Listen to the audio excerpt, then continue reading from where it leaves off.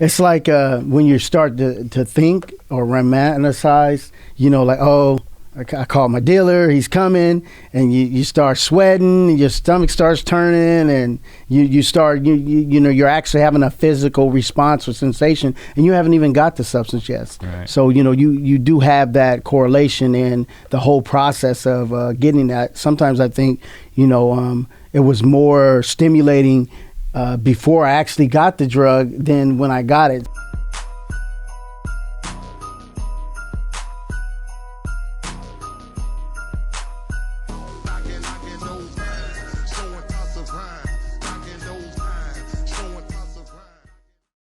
Where you are now may not be where you came from.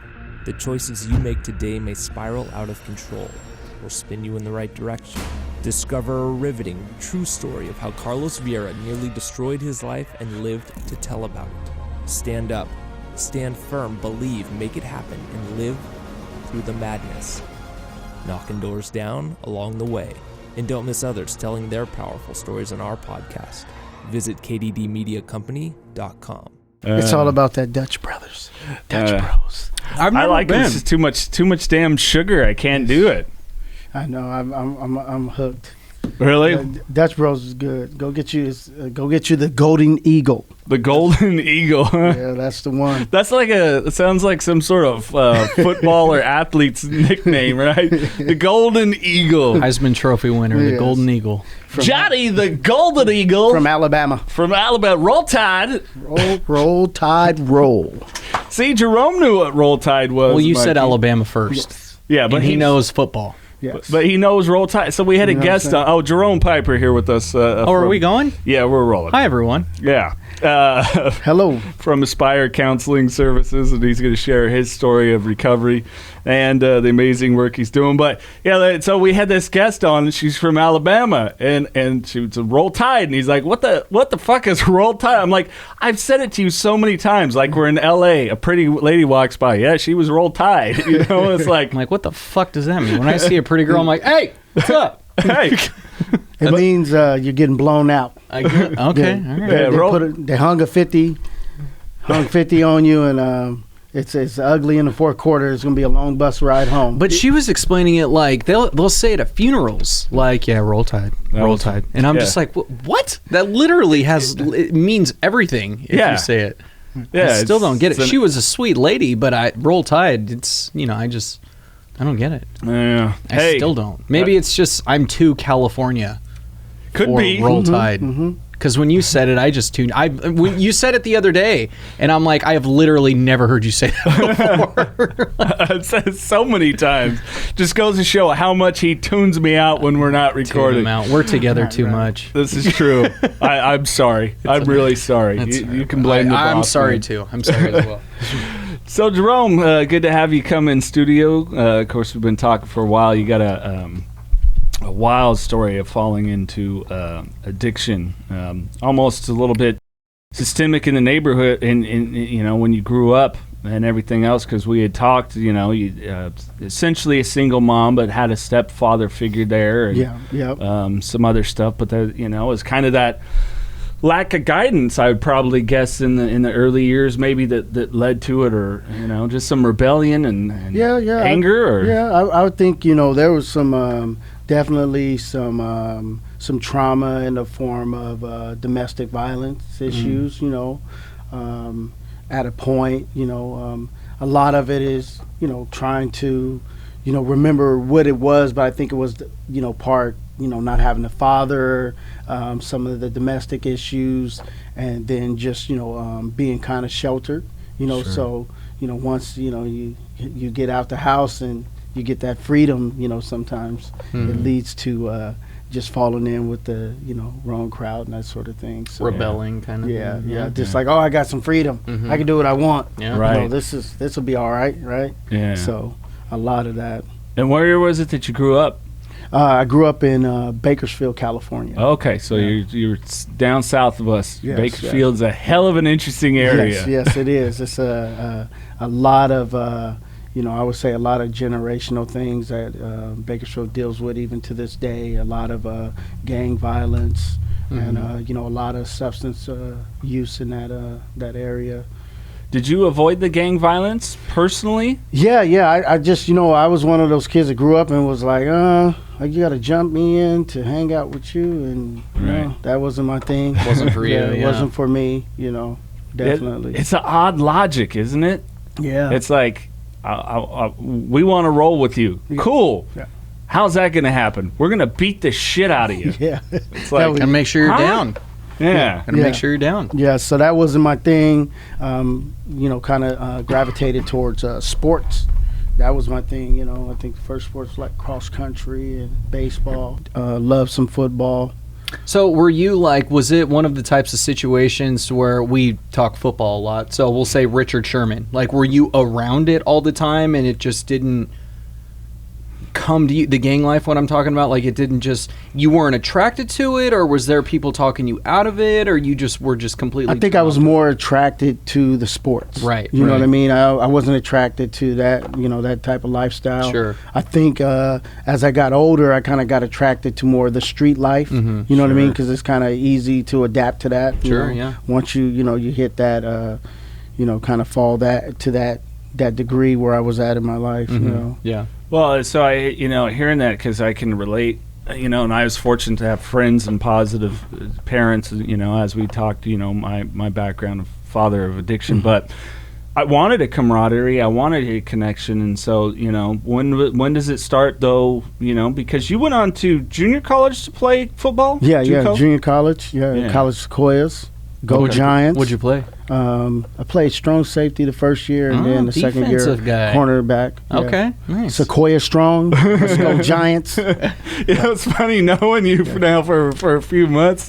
You're just the nicest, sweetest guy. I just couldn't see you as a killer out on the field. Yeah. But I'm guessing that's that cool dichotomy of people where the switch comes on. You got to know when to turn it off and when to turn it on. You know what I mean? I met some football players that were sweet as could be, but you get them on the field and they're freaking savages, man. I'll try to clean your clock if you, keep your head on swivel. Yeah. I'm coming for you. Did you think you gravitated towards that because you brought up domestic violence? Was that, what were you seeing domestic violence wise? I mean, I think it was just, I can't really, I just knew there were some things, in my childhood where, we ended up in the Jamerson Center, for a day or so. Mm-hmm. So that's the homeless shelter? That would be more of where they take kids when they remove them from the home, and that sort of thing. I can remember that as an early childhood memory. But, the particulars of it, I couldn't really remember. But I know that there were some things, I had a couple of stepfathers that, did some, some real time,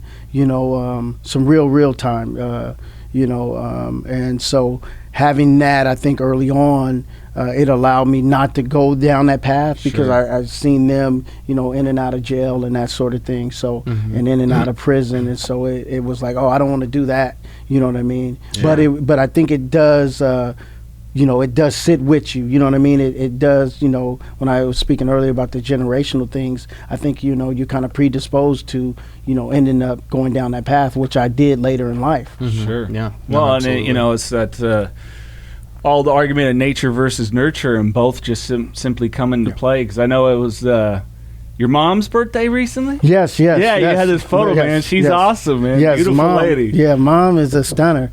She turned 63, and she does it big, and definitely, the light of my life, and definitely held me down when I was in my addiction. And, I wouldn't be sitting here, if it wasn't for her. My grandmother, rest in peace, she, you realize some things. I could realize when my grandmother was here and she passed away, it was like, I know someone wasn't praying for me. Like I had that sense, and then I feel like that's when a lot of things start attacking me. Yeah, and you have to learn and grow from those things, which I did. But yeah, mom's, definitely is I'll say she is a baller. Yeah, and she does it. She lives life to the fullest. And Team Mama's boy. Yeah, I am too. Yes. I am too. Yes. Yeah. Well, and it's one of the sad things that we continue to see systemically. Yeah.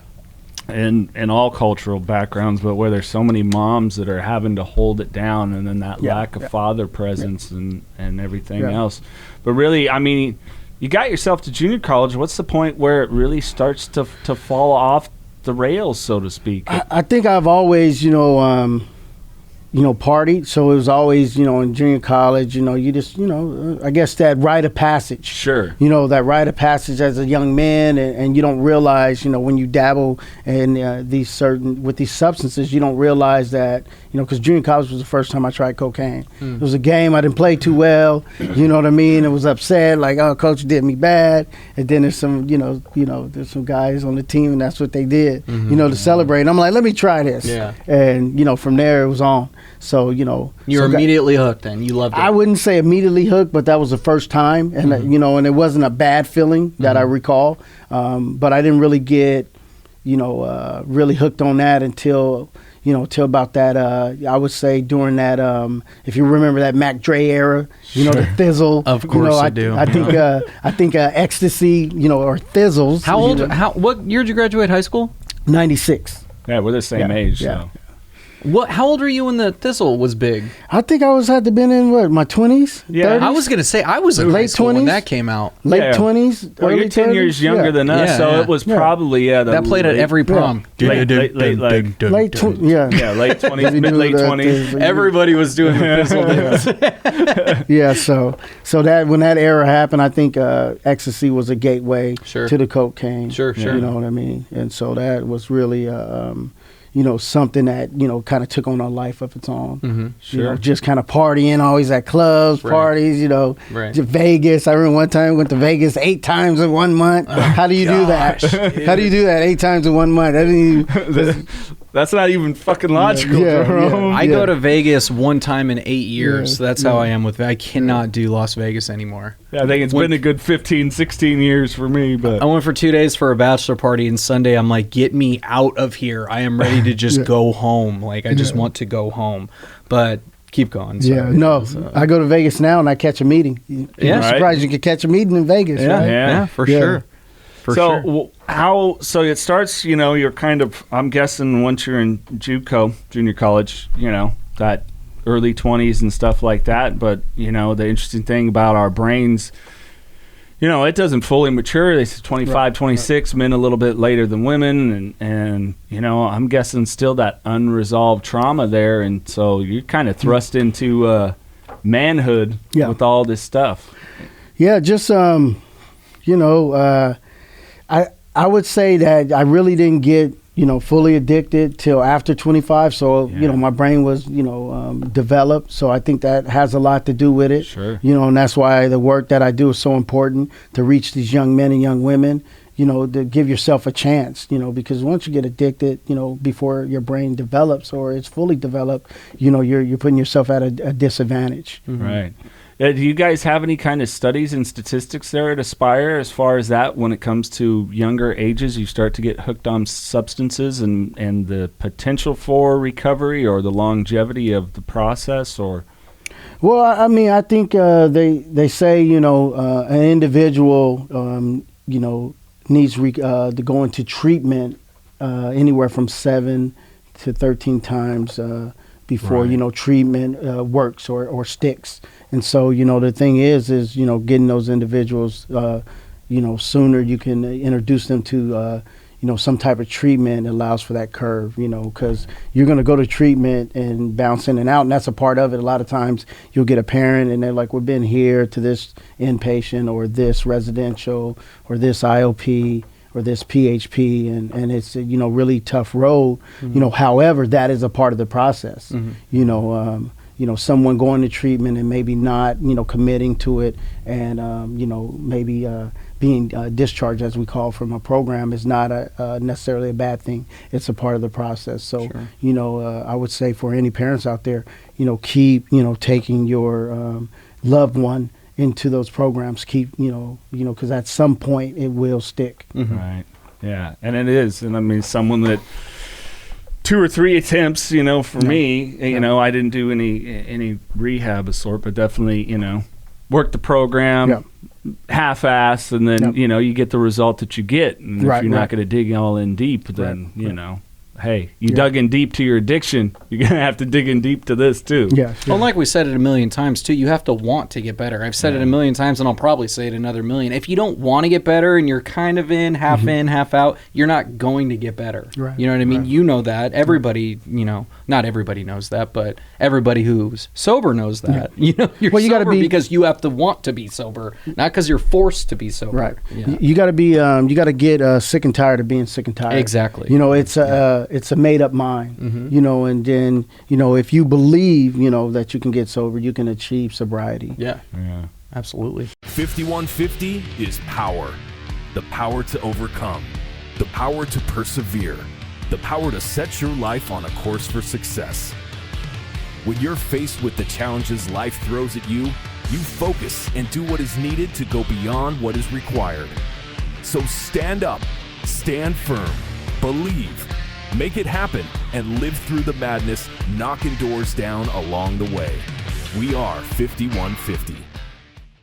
So you say it happened a little bit later, after 25, after, that kind of, as science says, fully developed brain.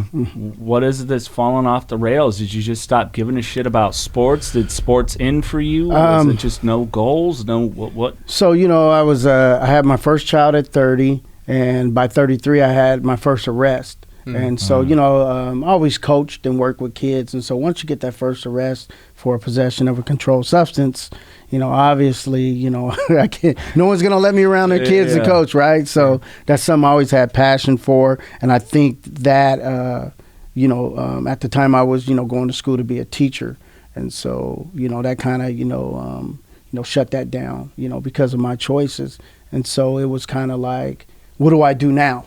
Didn't know what I do, and the drug was there, and I eventually moved from cocaine to crack and then to meth, and it just snowballed. I think in that time in Utah I had 4 arrests, 7 allegations in maybe a 3-year period.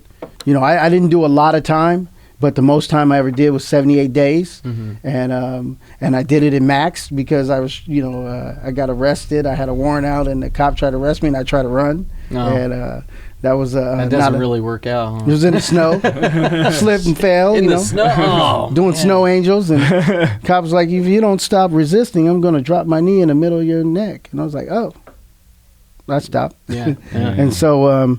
He got a scratch on his elbow, and they said, "Hey, that's a assault on a police officer."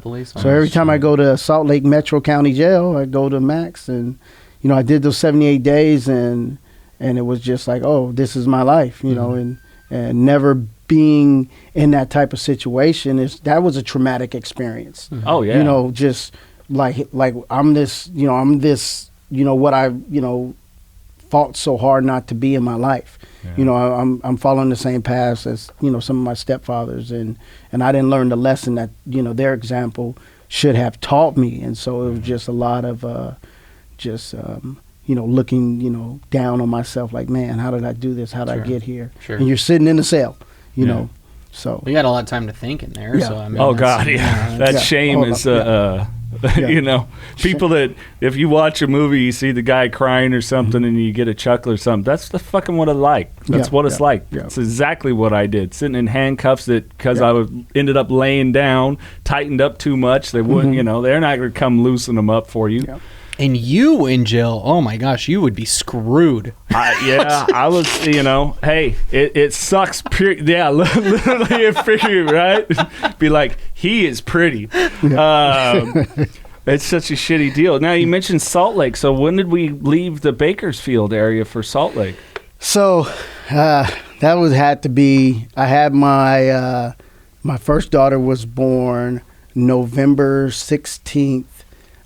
2007, right? And then I had a son November 10th, 2009. So right about, I would say right about like 2006, because I went out there, right about then. But I didn't get arrested. This didn't happen until about 2013.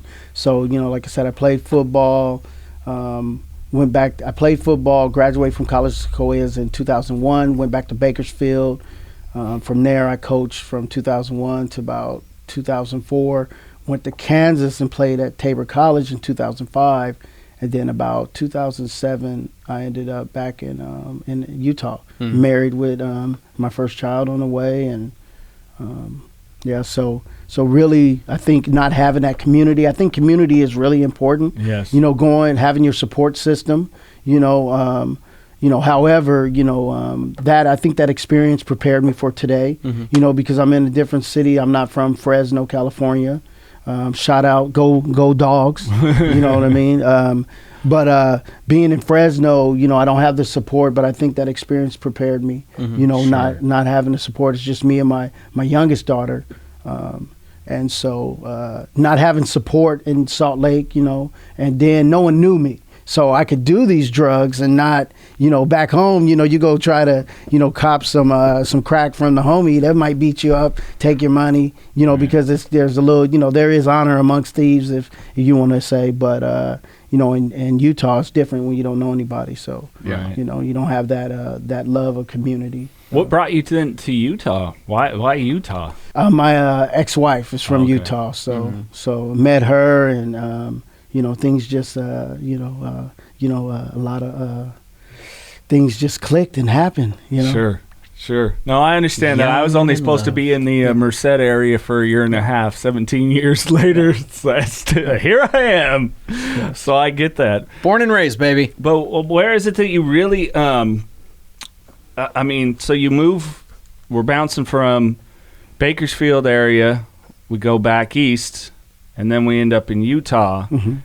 How is it then we talk about a sense of community that people may not understand is with us addicts, we can find that community pretty quickly too. Yeah. So how is it you're falling into that? What's going on with work? You're married, kids, Well, I think the one thing that was constant was, that culture of partying. You know what I mean? It's like you work during the week and, hey, I'm finna go to the bar and tie one on the weekends, party on the weekends, right? Mm-hmm. I was a weekend warrior, so that was always consistent. It was always like, hey, I worked real hard, I deserve a drink. Sure. And then, sounds familiar. And then once you have a drink, it's like, oh, I need a pick me up. So, you find that stuff and, I think you can go anywhere in America and you can find some dope.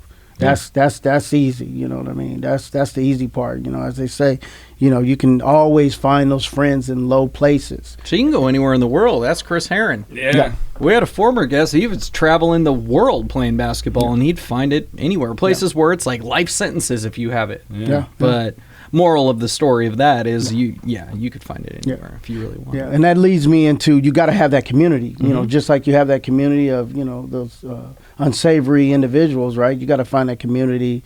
That sober community, that connection, because, that's really important. You got to find go out and find a sponsor, go out and find an accountability partner, find a mentor, that's so important. And, and when in doubt, go to a meeting. Yeah. How did you go about, speaking of that, is, getting away from the people that are toxic in that lifestyle? How did you cut a lot of those codependent relationships and stuff like that and really get away from that? It comes down to my, when I had my youngest daughter, I had her in my addiction, and we're kind of jumping around, but it was really that. It was like a choice. Do you want this little girl, or do you want the drugs? Mm-hmm. And that was pretty much the choice that was given to me, and I chose my daughter, obviously. Mm-hmm. And did you ever have any subsequential is the word, relapses following your first attempts at sobriety, or was it something that once you dug in, you worked it pretty good? Before my youngest daughter was born, there was a lot of relapses. A lot of times, I stopped for a month here, a couple of months there. I find a good job and focus. It always was around that first paycheck. Like I didn't have any money, so I couldn't buy any drugs. So, I didn't have a job, or I lost a job. So now I'm working, and that first couple of checks start coming in. Oh, I got a little extra money. Now I can kind of go indulge. Sure. So, along the road, there were a lot of relapses, lapses. Maybe at the time I didn't have the education to understand, the difference between a lapse and a relapse, and the errors in my thinking, along the way. But yeah, there was a lot of the stop, start, stop. Oh, this is PCP. Let's try this. You know what I mean? New drugs, because at the time, drugs excited me. You learn about something new. I can remember, when ecstasy hit, it was like, oh, let's get these blue dolphins and white Buddhas. And, just I think the names of the different pills was like appealing. You sought those things out. Oh, where can I find these at? I'm hearing about them, through the, grapevine, as you want to say. But yeah, I think that was, it led me to, when my daughter was born, like I was saying, it was like, hey, you want your daughter or you want the drugs? Did you ever have any bad trips or overdoses? I had a couple of bad trips off acid. What was it? Your biggest fear? And then when you took acid, for example, I have the most unrealistic fear of armadillos. I've never seen one in my entire life, but I had bad dreams about them when I was a kid. And I've never done acid. Because I was a fan of Coke. I was the pills and powders. I didn't want to do a drug to where I would not feel like I'm not in control. Yeah. Like, you could do cocaine and go hang out with your family. Yeah. You can't take acid and go hang out with your family. You're a fucking pain in the ass. So I feel like, I know, right? Yeah. I feel like if I were to ever take acid, I would just have giant armadillos following me around. And I don't know, the bad dreams when I was a kid, they would just be chasing me. It'd be in my house I grew up in my dream, and they were just chasing me. So I feel like that would just be a bad trip. So walk me through your bad trip. And you're right. That would be your bad trip. If you have a fear of spiders, you take acid, you're going to get attacked by spiders. So this was when I was in junior college. A buddy of mine, he was from Daytona Beach, and he comes back and he's got these acid hits. They got a little cross on them. He's talking about these are Christ hits. And so never do a drug that is named after something biblical. Never. No. It's bad decision. It's like sacrilegious. Yeah. So a worst decision ever made in my life. And, we're sitting there when the first Blade came out. Oh, and one of my favorite movies, actually. So one of my buddies, he's in there. He had blew out his knee. He's sitting there on the couch, and then me and another guy were just sitting there, and that scene where the blood comes out of the sprinkler comes on. Oh yeah, and then this guy, the rave, and it was some powerful stuff where I forgot I took it, and we're just sitting there, right? And that scene comes on. The guy jumps up and he puts stops on the VCR, so that tells you how long ago he put stops, and it was just immediately everything just turned to like someone took a spoon and just you couldn't make out the walls, and it was just like one of the worst experiences ever. That was because what was it called? Like a Christ hit, I think was. See, that was the big guy upstairs telling you all fucked up, and now this is what you get. That was a God shot right there. Yeah. Last time I ever did acid, and it was kind of my buddy was sitting there. He didn't know we were on it. He's like, "What's wrong with you?" Too, basically he didn't use those words, but sure. Just and you learn, and it's one of those things where it's just like the drugs have this appeal. Yeah. They have this pull, like this would because of the name or just that experience, and like I said earlier, it's the rite of passage. You know what I mean? Like this is something that you kind of inherited that you should do, that we're supposed to do as young boys, young men. Like we're supposed to do this, to fit in. You know what I mean? Maybe if I'd have been more secure in myself, and the guy offers me that, look what I got, I would have been like, nah, I don't think that'll be, be good, and so it's just one of those things where that peer pressure is tough. Yeah. Peer pressure is a motherfucker, and we really gotta continue to do, like you said, educate. Yeah. Not even just the youth that is. I just feel for being a father or two, and you as a father, and Uncle Mikey over here, single dog dad. Yeah, but Uncle Mikey, and seeing it with kids and.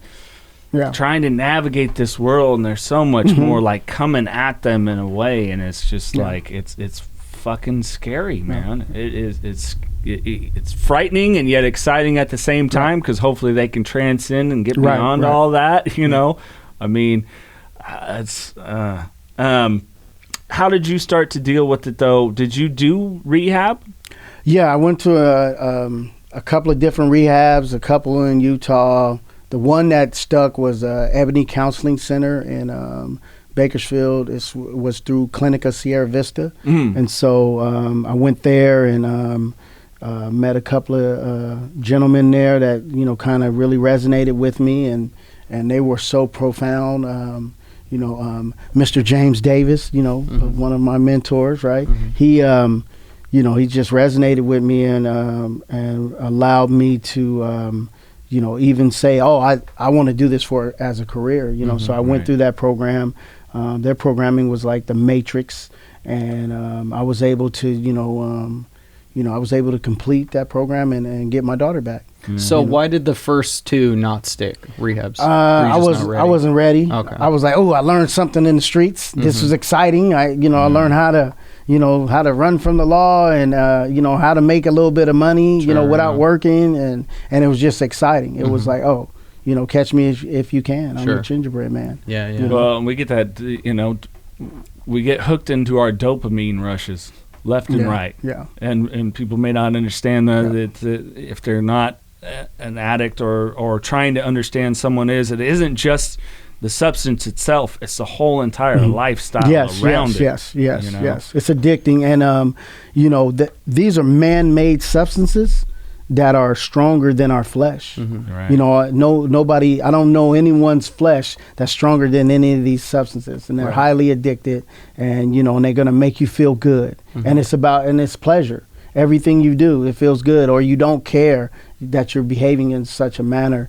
that could be disrespectful to your family, your friends, and you just kind of isolate, Yeah, your community. Yeah. In general. Yeah, it's pretty interesting. I don't know if you caught it. We had a lady on talking about our lifestyle surrounding our addiction. Hers was love and sex addiction. And it's a trip just how people, don't even understand that too. Again, it's all the moments that lead up to it. It wasn't even necessarily the sexual acts that were shared. It was all the shit that surrounded it, the hiding, the having a different person here, and all this stuff that comes into play that people don't really just understand how our brain is hooked on the whole entire thing. Like for me, I remember sitting there, nights where I'm not going to drink tonight, and then anxiety kicks in or whatever, and totally blacking out that I drove to the store to get more beer or whatever it is, and that rush even in that, it's like almost an adrenaline overload that my brain just blocked it out.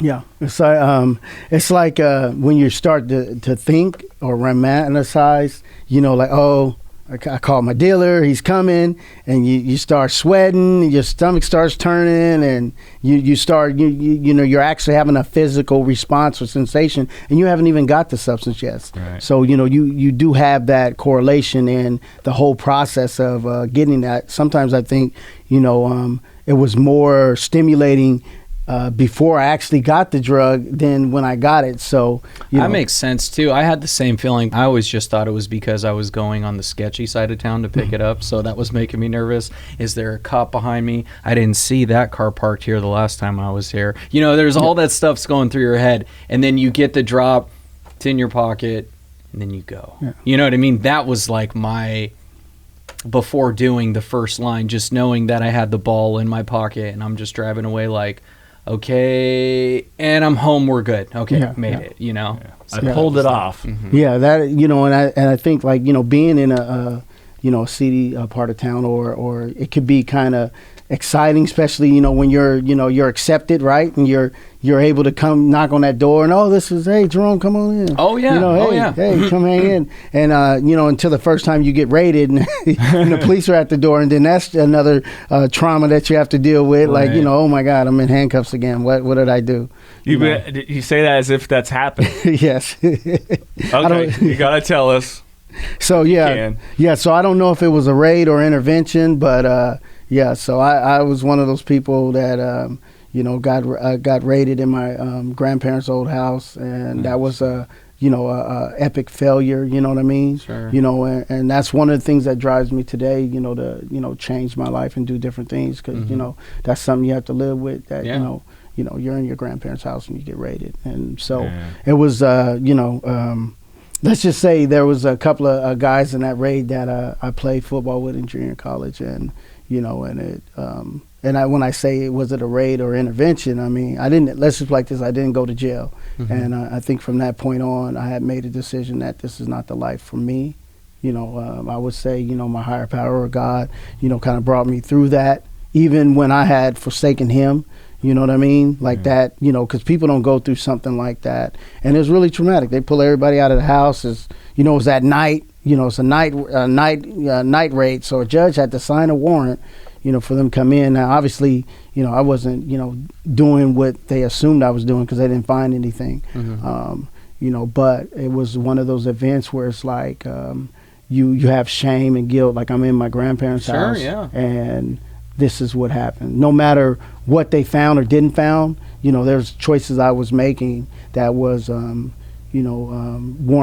right, and it put me in this situation, and I could have ended up in jail for a long time if they would have had what they were looking for on that warrant, right? But obviously, I didn't have that, and didn't get arrested. But from that point on, I really made a choice that I don't want to live that lifestyle, and I still have to.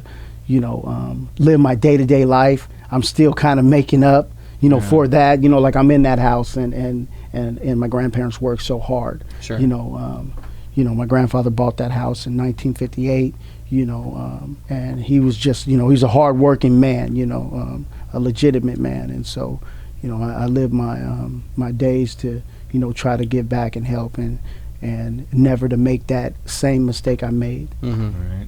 Yeah.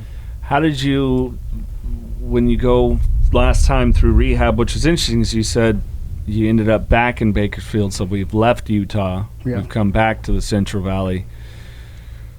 Having never gone to it, what was it, the process with a lot of, because you talk about guilt and shame, and how have you gone about reconciling that, in addition to obviously talking about living amends, which is a big part of the 12-step process? Well, I'll say boys want to be served, right?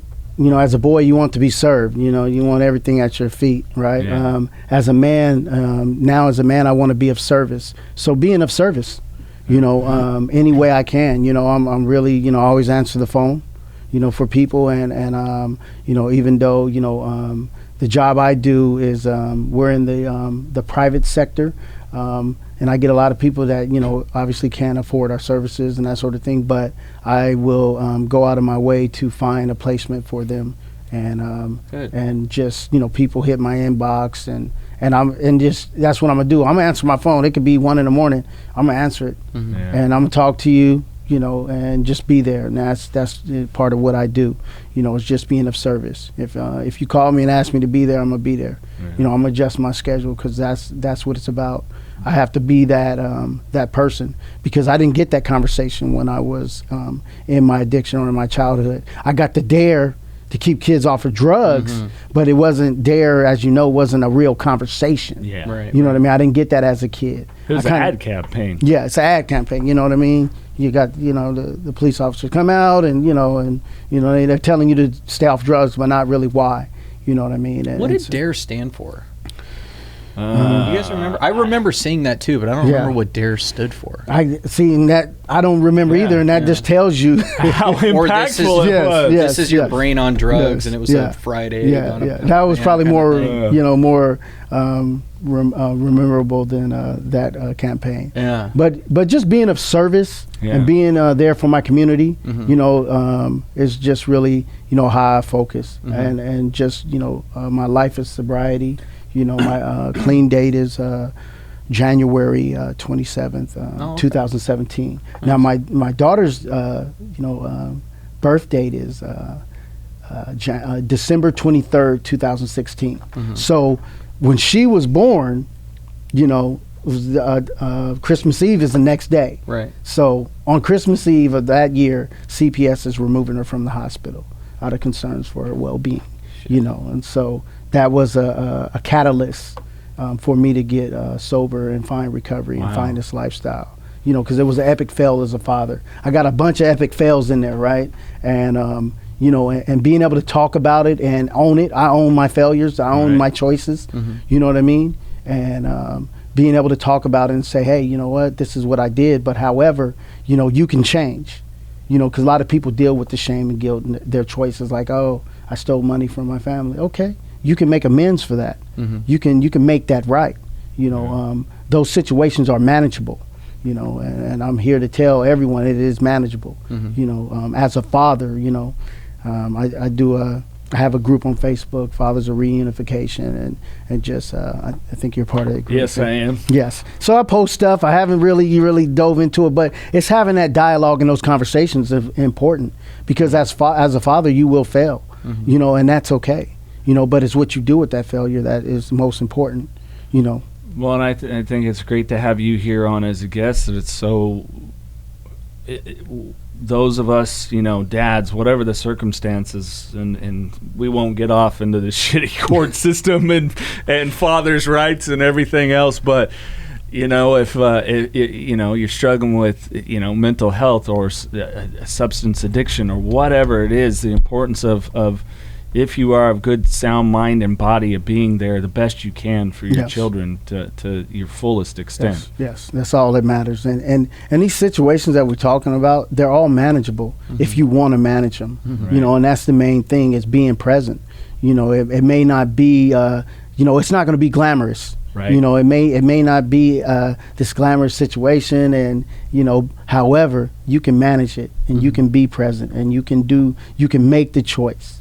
Now the outcome may not be what you want it to be, but that's okay. But that's letting go of expectations, which is so important. Yes, sir. Because not only addicts, we're really bad at expectations. Yes. And how we expected life to go, and it plays back in the channel. This isn't, I don't know how many times looking in the mirror drunk, this isn't what I expected my life to be. Oh, well, I'm going to go grab another couple beers, right. Or whatever it is. But letting go of those expectations and kind of being just present. Yeah. And how do you work on things like that? Like, what's a day for Jerome, getting yourself in the right mindset? Well, I wake up, I try to, meditate or pray. That's how I start my day. And then I got a 4-year-old, so I got to get her ready. so I think, for me, that 4-year-old, and she got it honestly. She is a chip off the old block. And I think for me, that was the guiding light, right? So like I said, wake up, I'm going to pray or meditate, and then, get her ready for school. And then, I head into the office, and I always like to, I try to do a video, you'll see my videos. I got to be more consistent with it, but I like to, keep a positive message, you know what I mean? And that sort of thing. And I do a Bible study, I do a weekly prayer, which is, my faith has been something that for me, that's the area that I'm focusing on, and it doesn't necessarily, I'll say this, it doesn't necessarily have to be faith for you. Sure.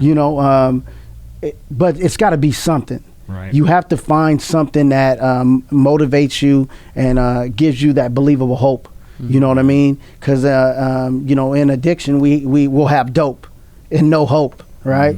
So, being able to have hope and be hopeful for the future, in recovery, everything for me in my life is back on the table. Things I thought would never be back on the table. Look, I'm sitting here with you gentlemen, you know what I mean? Like, this is like surreal, like, okay. And he's a 49er fan, right? Who's got it? Damn right. Who's got it better than us? Nobody. Nobody. You know what I mean? So being able to, the doors that have been opened, like there was one door I had my mind set on working in a school setting because I thought that's, when my addiction started, and that door was closed. But then 2 more doors opened up. I was homeless. 5 years ago, I was homeless. Yeah. I had 1 pair of shoes. And now I'm the executive director of Aspire Counseling Services, Fresno Substance Abuse Programming. And so you can't tell me that, God ain't good and he won't do it for you, or whoever you believe in, your higher power, but, finding out, exploring that. A lot of times in recovery, you got to just explore, what a higher power represents within your recovery. And I'm going to tell you, your higher power will do it for you no matter what. You got to have a little bit of faith, as they say, as small as a mustard seed, and a lot of hope.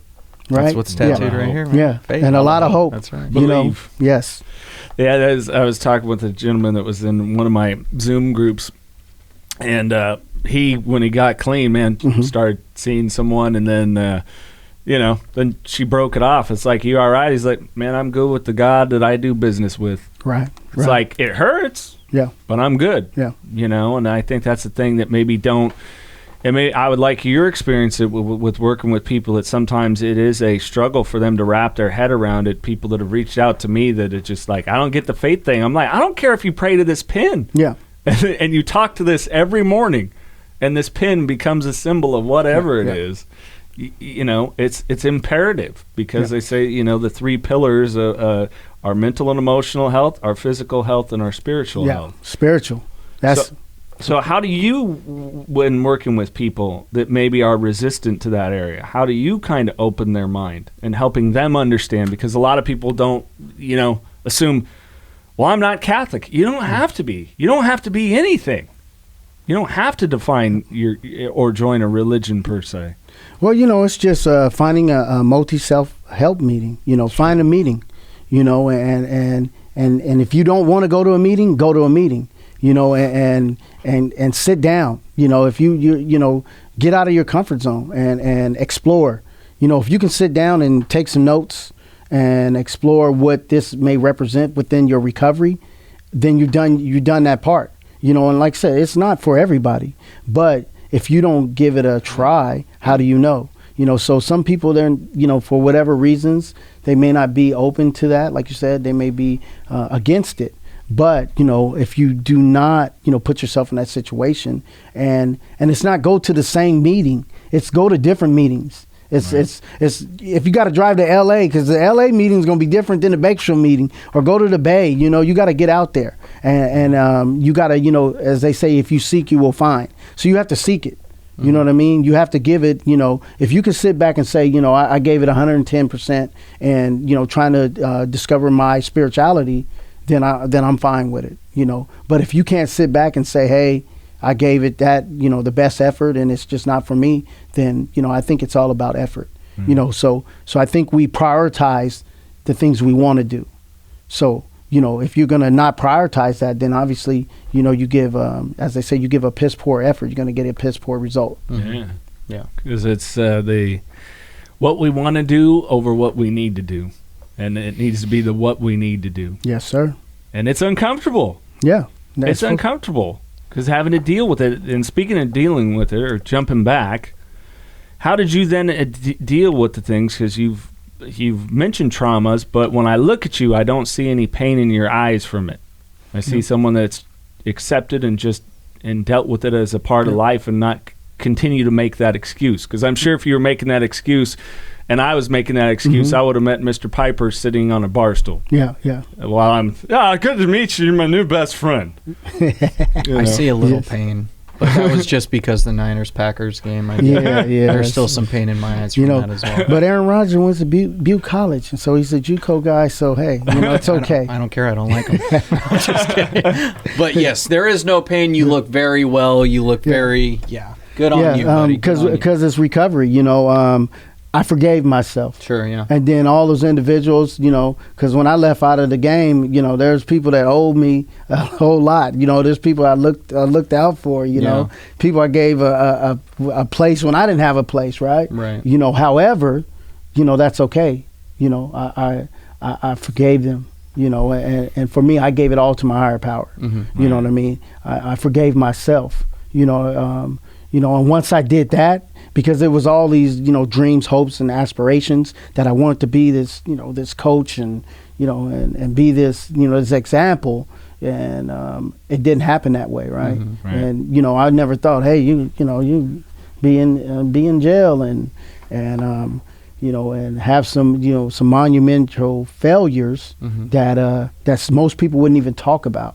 And so once I forgave myself and forgave those other people and just let go of it, as they say, let go and let God. Yep. I was able to, every day, I sleep good at night and I got a smile on my face. And then whenever I'm having a bad day and I go get that little girl and she's like, Daddy, I love you. Those are the best words you can ever hear, Yeah. And she, like I said, she's the light of my life. And that little girl, it's just, I say the higher power thing because,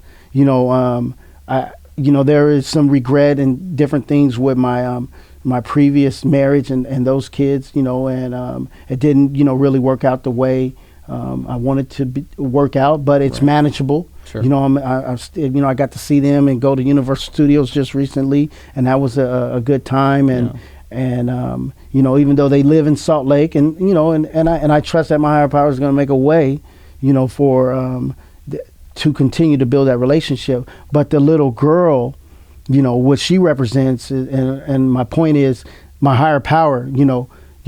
How do you have a child in your addiction?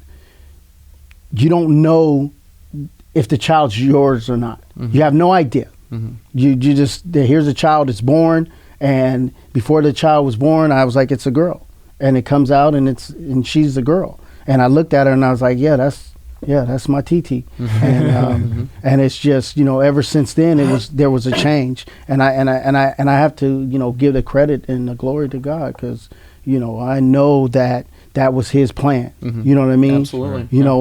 And I, I'm a religious guy, but I just know, like, I would not be here with you guys, without my faith, without the doors that my God has opened up for me. You know what I mean? That's just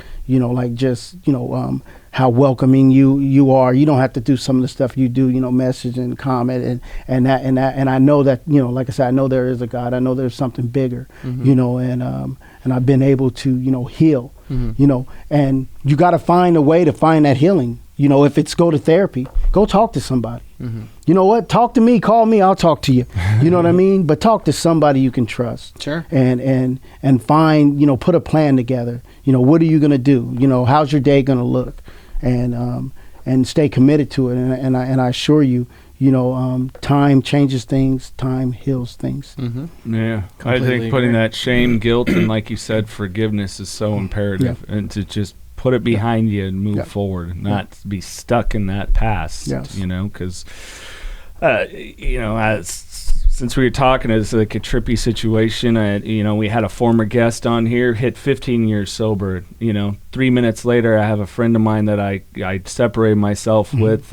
He's been 14 years sober from meth and finally got his GED. And then, like, 2 minutes later, I get a message that a friend died of addiction-related issues. And this was all within, like, a 10-minute span. Right. And so, what it did, even though other than breaking my heart, is it helped me realize is that no matter what it is, the work can be done to build a life. Right.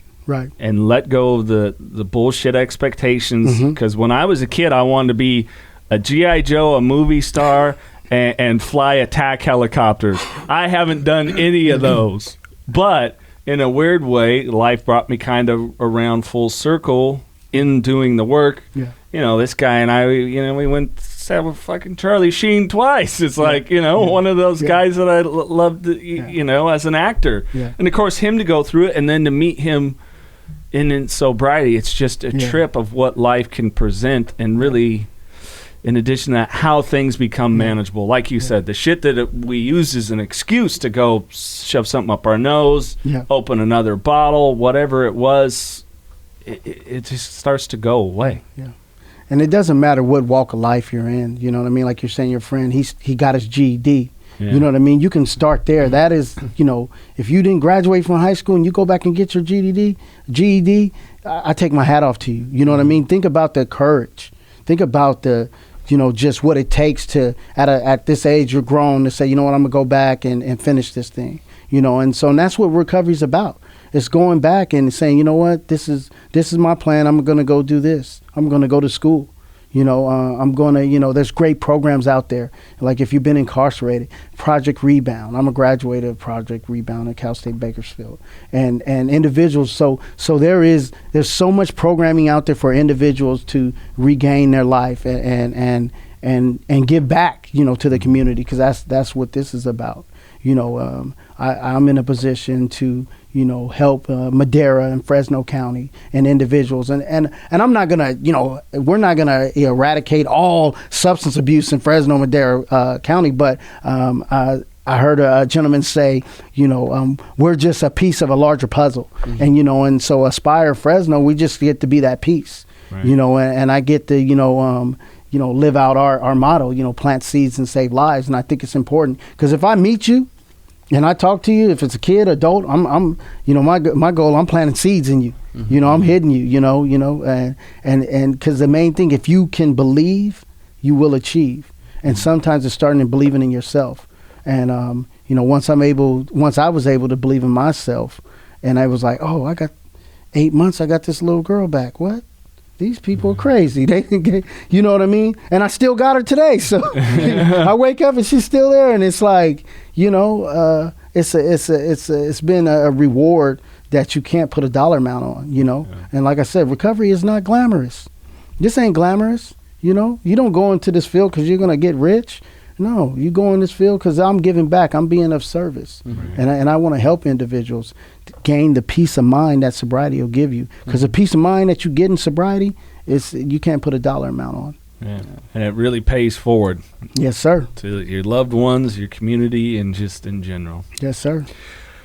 Mikey, finish your damn water. Okay. It's time for those rapid fun questions. Just random questions. We don't have to answer them rapidly. Answer them rapid as fuck. All right, here we go. I'm just kidding.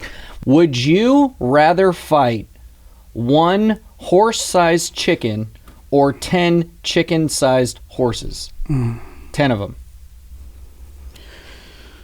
Oh man, I think I'm gonna have to go with the 10 of them. Yeah, that seems to be the popular answer. Mine too. We've had a couple people say they would fight 1 horse-sized chicken. Because I think the horse-sized chicken will take you out. Dude, just if you were to get 1 pack, that's what I'm saying. One beak pack. to the eye, It's a wrap. Oh my gosh, It's a wrap. It's all done. Yeah. I'm amazed with some of the people who would take the horse-sized chicken. I'm just like, bro, a horse-sized anything.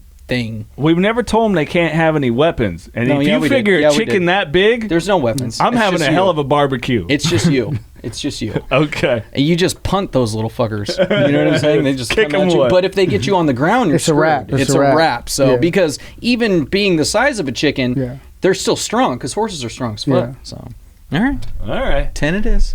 If you could have one superpower, what would it be? One superpower. That's a good one. I think I would want to be like the Flash. I want to be fast. You want to be fast. Track was my first love. I think I would want to be fast. Right? Yeah. What do you think he would do with that type of superpower? I don't know. Just run around the city. I guess, I don't know. If you're saying superpower, I'm a comic book guy, so, Oh, me too. Yeah, so I'll go to the Olympics and win the 100. There you go. But you'd have to slow it down. Yeah. I was going to say, so it'd be like, okay, that was ridiculous. He did it in less than a second. You know what I mean? Come on. This doesn't even count. If they were to make a movie about your life, who would you cast to play you? Oh, that's a good one. That was big. I think probably there's a couple of good guys out there, but Michael B. Jordan. I swear I was going to say Michael B. Jordan. I swear that makes I could totally Is it me see or is he one of those actors? It's like, I got nothing. I got no reason to dislike this guy in any way, shape, or form. Yeah, pretty much. Yeah. He's kept it. He's kept it good. Yeah. Even in Black Panther, it was like, him playing the villain. I was like, there's still something I see about the guy. He thinks he's right. He's a jerk, but Did you see him in Space Jam with LeBron? Did you see that one? Yeah. Dude, did you see that? Yes, it was hilarious. That was hilarious. Like, we got Michael Jordan, and I was like, is he going to make a cameo in this? And then all of a sudden, Michael B. Jordan comes out. That was great. That's fucking hilarious. I mean, in my opinion, that movie didn't hold a candle to the one with the real Michael Jordan. But, everyone's like, well, it's for kids. I'm like, so was the one with Michael Jordan, but it was still better. I can watch Space Jam with Michael Jordan. And I'm not a LeBron hater, because I think what he does off the court, I know we're totally getting off topic here, but right. I know what he does off the court is phenomenal. The school that he has for the kids, what's it called? I Can or I Will. I don't recollect. It's something like that. He does amazing it's an academy. things. Yeah. And on the court, he does some incredible amounts of crying all the time. So on the court, I don't really care for him that much because I feel like he cries more than he actually plays basketball. But off the court, he's fantastic. But back to the Space Jam movie, Michael B. Jordan, hilarious. Yeah, great scene because I thought Michael was going to come in. I was like, this is going to make the movie, and then I bust up. And Michael B. Jordan's like, that little thing grabbed me, and I told him I wasn't. Yeah, Gosh, so that was freaking good. And then we will officially never get LeBron James on this show. Yeah. It's all right. I'd rather have Michael Jordan anyways. but you gotta love the king, you know. I have them both. Yeah, I'm a Lakers fan, so. yeah. Jordan, Kobe, then Curry. Yeah. Like he's not even LeBron's not even in my top 3. That's all right. Doesn't have to be. All right. This turned into a sports podcast. Well, no, that's all right. I'm going to throw a sports question. So you're a sports fan. Favorite football, basketball, and baseball teams. And maybe another surprise sport that you're interested in. So think blue, Dodgers. You got Giants fans over here. The great Chicago Bulls. Okay. Right. That's because I grew up in that Jordan Pippen era. Oh, yeah. Yeah. I was a Pippen fan, so it's kind of like you like the Bulls, you can't trade up now. So, and then obviously 49ers, who's got it better than us? Nobody. Right. Well, now I mean the Rams got it better than us. Cardinals got it better than us. They're It's a all long 3-0. season. It's a long season. It's a long I'm just season. really We're upset. not going to go too far because this could go on forever. I'm not going to even throw a Raiders jab in there because I know the teams they've played so far, and I get that this. But we this is early in the appreciate that you season. acknowledge that. We appreciate I that do you with- acknowledge I that. do with any sport that I'm a fan of. I just like.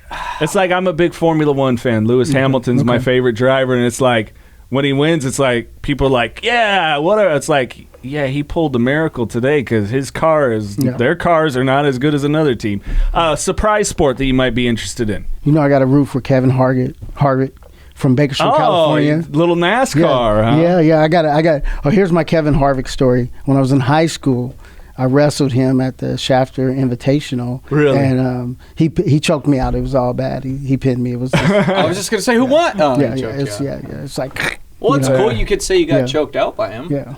Well, he's kind of a spitfire of a dude because he don't take no shit on the racetrack, so I can see him being kind of a tough guy. He went to North High, so if you know anything about North High. I It's think like- I was at BHS at the time. Yeah.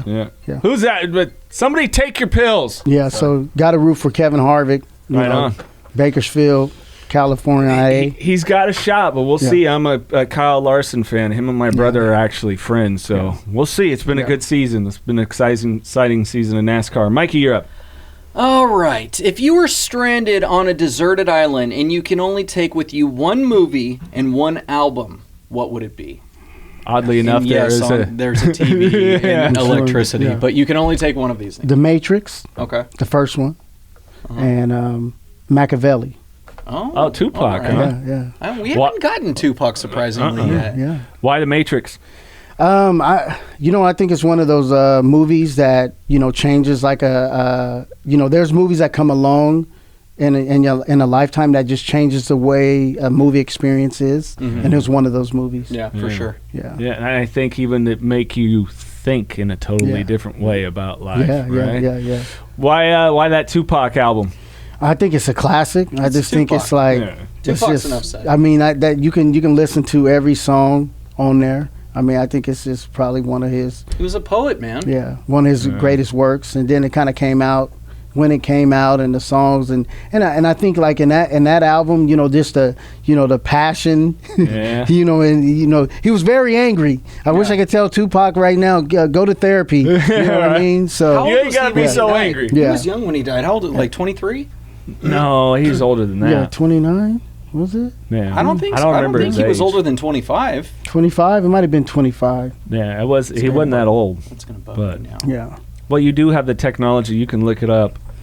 Yeah, somebody look. I'll look it up. Yeah, look it up. No, that's interesting that you bring him up because I remember him, and just like music in general, a white kid in a rural area, and then hearing like what first song I heard from him was "Brenda's Got a Baby," and it was like, wow, okay, this stuff. It was something about when you see it on the news. I'm always, even the news today, like, oh, bullshit, there's an agenda. But then when you hear someone really talking about it and telling this story Yeah, that yeah, was yeah. there, 25 years old. No. Yeah, wow. 25. 25. it was the stuff that started to open my mind, Yeah, yeah. in a different way. So, well, Mr. Piper, we like to leave the guests with the last thoughts, words of inspiration, and any way people can get a hold of you, contact you.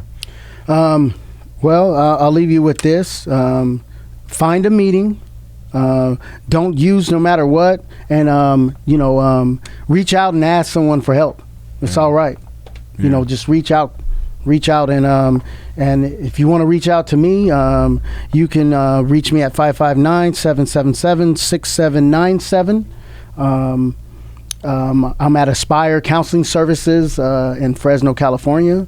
We also have facilities in Bakersfield, California, Simi Valley, Santa Clarita, and San Luis Obispo. And we do have a 24-hour 1-800 number, which we have a chat on our website at aspirecounselingservices.com. That 24-hour number is 888-585-7373. So just reach out. Reach out and, go to a meeting. Yeah. If you can reach out to a dealer, you can reach out for help. Yes, sir. Yes, sir. Mr. Jerome Piper, thanks, man. Appreciate you. Thanks for having me.